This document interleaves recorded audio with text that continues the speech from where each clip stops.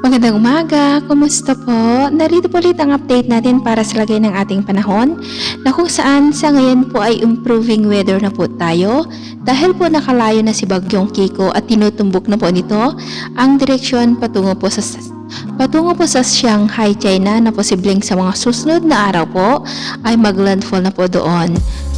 At ayon naman po si pinalabas ng Pag-asa na tropical cyclone threat potential para po sa susunod na linggo, ay wala po muna tayong aasahan na banta po ng bagyo from September 16 to 22.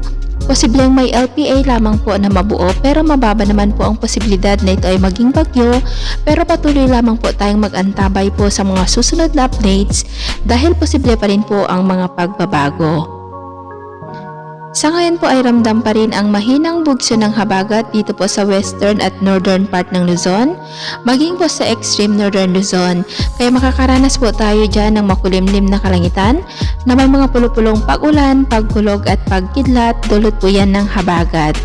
Sa Metro Manila at sa natitirang bahagi naman po ng Luzon ay generally fair weather na po tayo, improving weather na po tayo, pero asahan pa rin po natin ang mga pulupulong panandaliang pag-uulan, lalong-lalo na po sa dakong hapon at gabi, dulot naman po yan ng mga localized thunderstorm.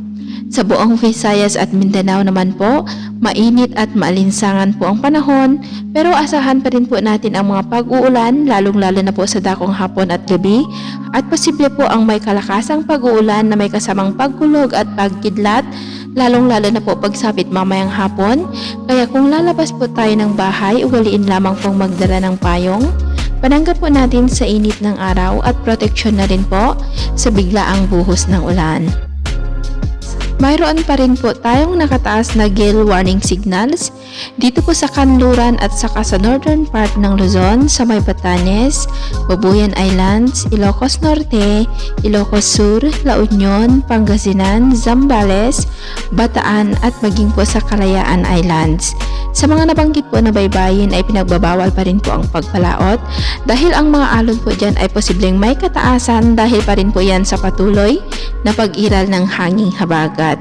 At dito naman po sa silangang bahagi ng baybayin ng ating bansa at saka sa southern part po ay panayad hanggang sa katamtaman na po ang mga alon, malaya po napapalaot ang ating mga kababayan, lalong-lalo na po ang mga mangingisda na gumagamit po ng maliliit na bangka, pero iba yung pag-iingat lamang po para makaiwas tayo sa mga sakunang pangkaragatan.